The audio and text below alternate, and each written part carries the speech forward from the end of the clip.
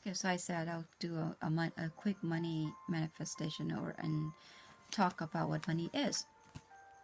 Money is a piece of paper with a lot of ink and a special piece of paper, ink, and a nice little design that we would call sigils, or the actual esoteric word is a talisman. You look at your there's other currencies out there that's pretty more basic than American dollars, but the American dollar is very specific in a black magic kind of way, and you can tell it because it's in black ink.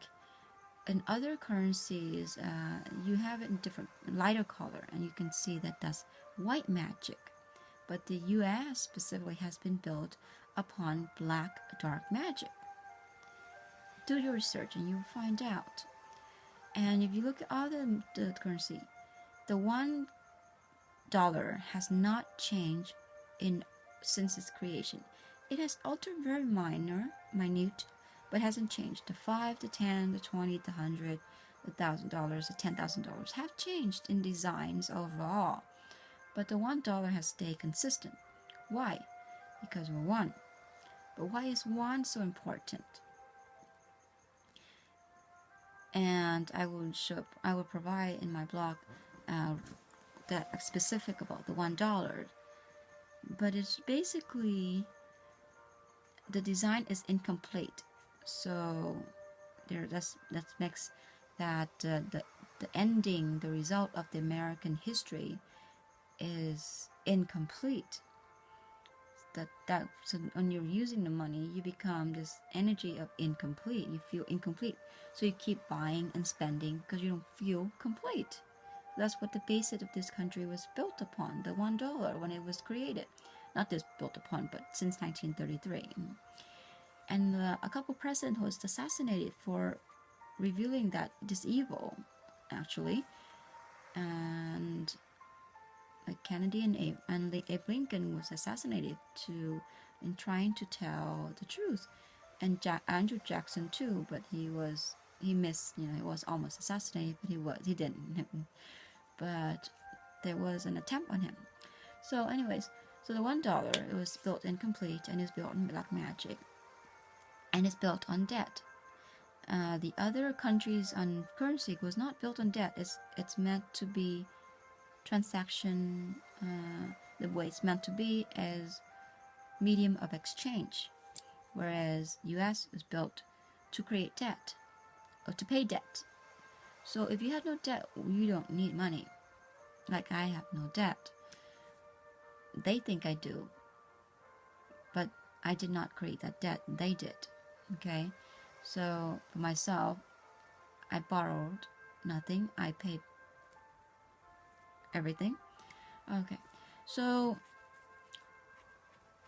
what money is really, it's supposed to be circulated, to flow. The blood must flow, the energy must flow, or else you have stagnation and you have death. And debt, that's what sounds similar. And the U.S. was built on that, debt. And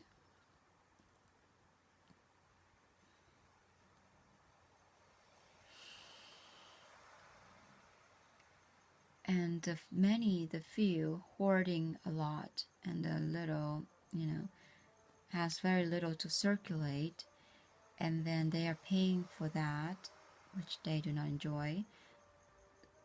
And it's become this vicious cycle of enslavement, which the Constitution put that you're subject to the crown. Now there's a long story on that, the crown. U.S. is first, then Canada, Australia, New Zealand all support the crown in a way. Not people deny that or not conscious, but it is secretly, subversively. So, how to manifest money? If that's what you want. But I don't manifest money. I manifest what I really, really want. But if you need money, because you do, because you have debt and you have to pay, so you have to manifest money because that's what it is. So you fatten your purse, increase your money. How's to do that?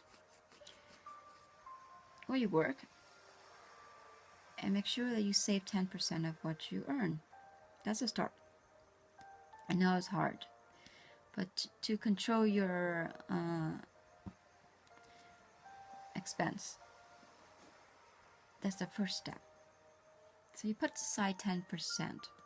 Just say for emergency, 10% for emergency. Then second, you control what you spend. Limit your expenditures. Decrease your expenses to 90%. So cut out 10% that you could do without. You could live without. Think of it as like, what if your income stopped? Then you don't want to freak out. You want to have a cushion or buffer to be able to access and maintain a kind of stable lifestyle that you have been used to, but you have some reserves. 10% less. So make that commitment, the focus, the dedication to a new lifestyle.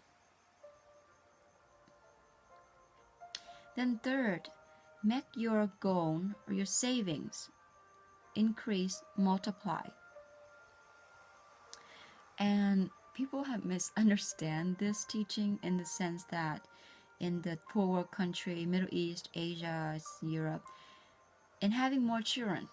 And that works because that'd be free labor. They consider that free labor, because it's easier to make your children work for your business or you than go out on the market street to pick up a kid and say, come, go and help me build my business and sweep my floor and clean the house or help out with the house, etc. Right? It's easier to create your children and make them work for you. But that's called child labor, or American calls it child abuse or sweatshop or kind of thing. But I grew up with that. But I don't see that as work because it's fun. By the time I was 5, I know how molasses and sugar refinery works and how we create sugar cane molasses into sugar. How sugar came to being, the sugar I have, although I prefer the sugar cane to eat on because it's natural from the ground. When it comes to the processing, it's a little different, but it's a convenient form of sugar. So I learned that by the time I was 5. I hate the machine because I always thought, what if I want to fall into and get all sticky and other stuff. But how many people you know how sugar is made? This thing that churn and all this heat and to create sugar. So I learned that. By the time I was 7, I learned how to remove the rice shield cover and how rice is made and put through this machine and comes out the white and separate the piece of the skin of the rice husk, and that is of course fed to the other animals and made to straws and stuff. But that's how rice are made. And then I learned watermelon are grown, mangoes are grown. I've seen how peanuts, the leaves close at dawn, open in the morning, and everything, every kind of plant and life, and all the species of tomatoes, and we have a fish pond, just for fun. It doesn't import anything, but seeing how frogs make their animals. So it's a rich experience. It wasn't like child labor. And so we were wealthy landowner, the top richest in the city region because of the various thing that we as a family unit work together and build our fortune. Okay. The families that did not have that is poor, remain poor because they're segregated and the children are let to play or do whatever, and the parents just don't care and don't take responsibility to train the kid into the business and adult world. When a giraffe is born, the parent just kick them out and introduce them to like stand up and be tall, stand tall, and get into this world of life and adult, right? And you think that it's abusive, but it's really an act of love, you know? When a baby giraffe is just getting out, it's struggling, it's breathing, and it's weak leg, you know, those leg, how can they stand on this leg? But with force of will, they do. But the mother kicks them, you know. And at first, when I saw it, I was like, that's an evil thing. But you learn it's not. It's like, put them out through the hard challenges. And the same way with the Navy SEALs, I think they go through training. You make it or you break it, and you die. And this is the world is. So, in a small sense, yeah, you have that. In a larger sense, the planet Earth is the toughest place in the whole universe because it is so evil, you know. Okay. So that you increase your savings from the 10% of your golden savings, you allow it to multiply, and you can put in a savings account that goes a couple of percent, or you loan it to someone at a percentage, and they use that to increase their business or whatever, but they pay you a percentage. That too. So that's just that's what it really means. The 10% that you saved, when you have enough, like after 12 months, you have a year's worth of income, or a substantial amount, and then you can use that to loan out to increase the potential, put in a savings account, cash deposit, some kind of investment vehicle, or people that loans you to increase it. And then there are people who thought they can have children, grandchildren, not thinking that they're supposed to do that for the 10%. It's not sitting there. So it's not the children. They're just saying your children, grandchildren. But that too, that they will help too in the business. But that's not what I meant. The 10% is your children. The 10% that you save, the 10% that you don't spend, yeah, is your children.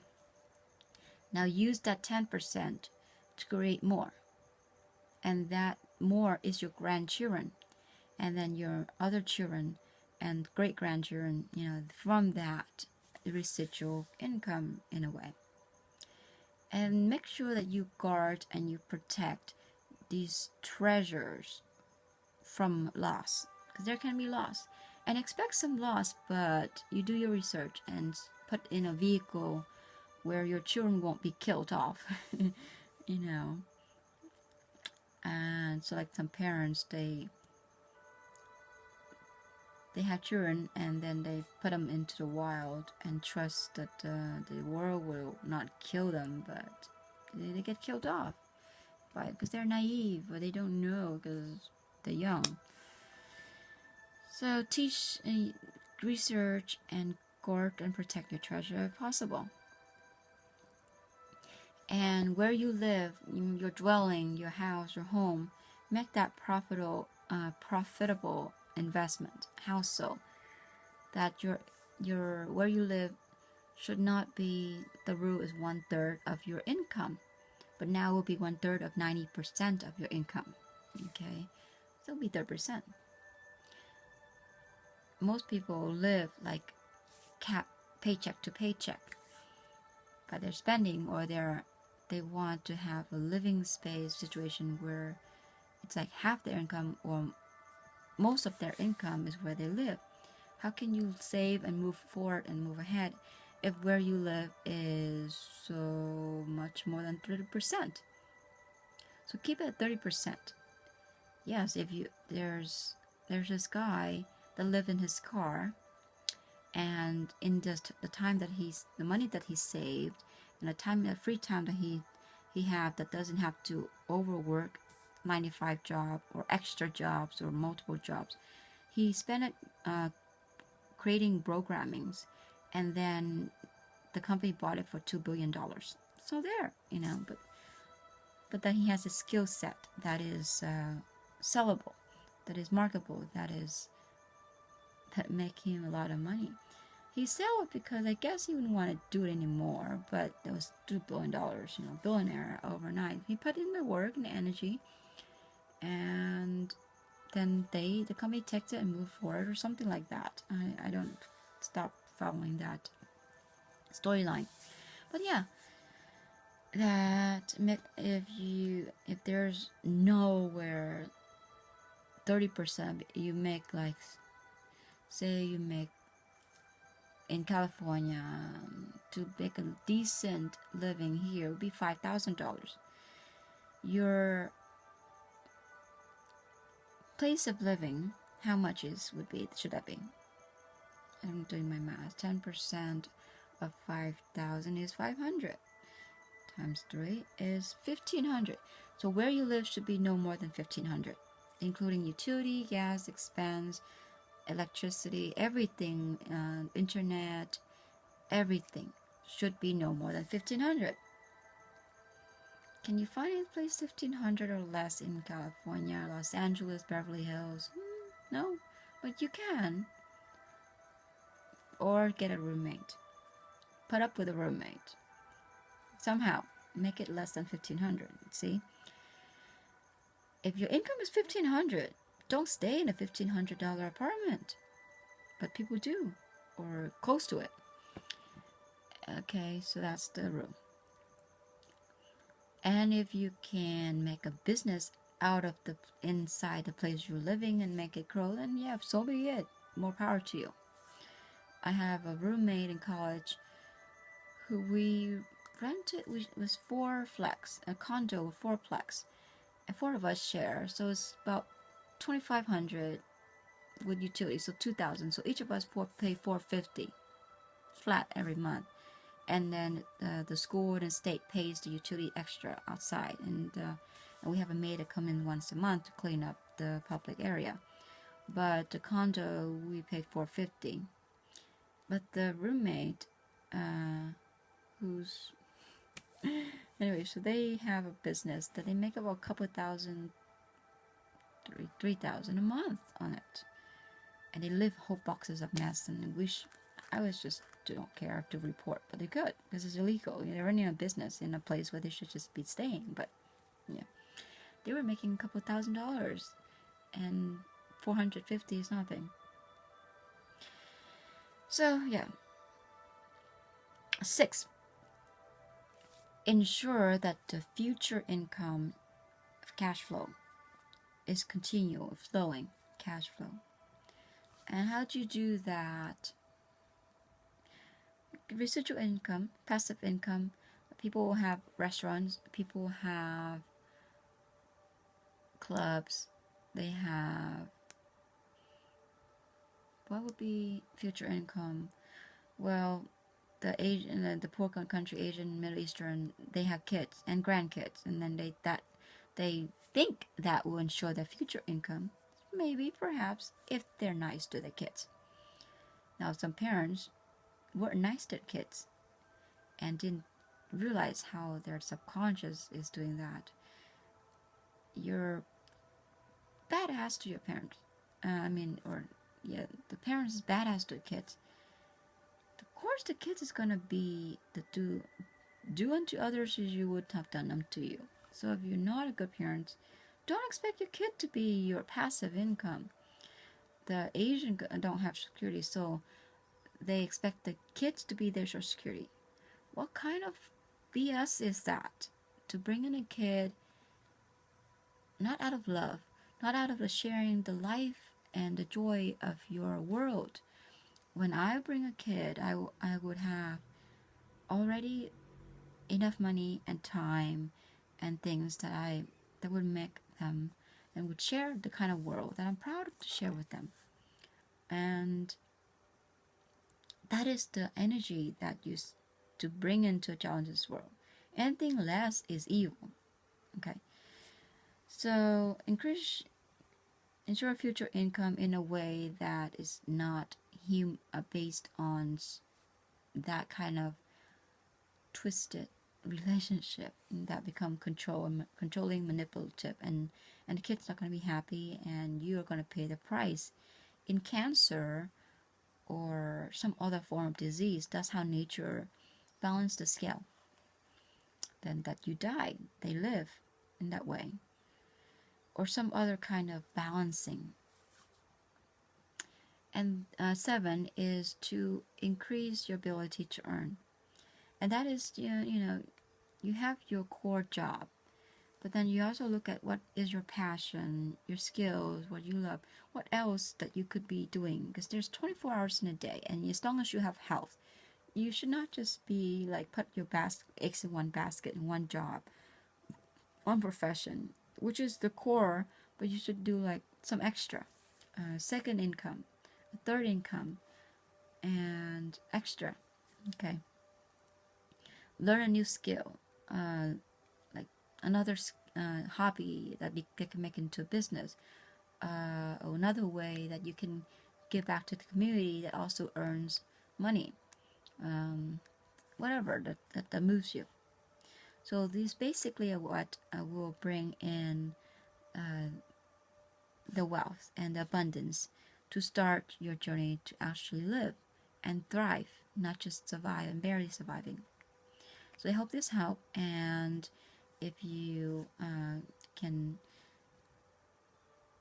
donate, then I would appreciate it, and then we can spend more and get a new video camera and spend more time away from my work that actually make money to do this, which is not my full time, but it's what the world needs, and you appreciate, then show your appreciation. Namaste. Blessing. May you be blessed.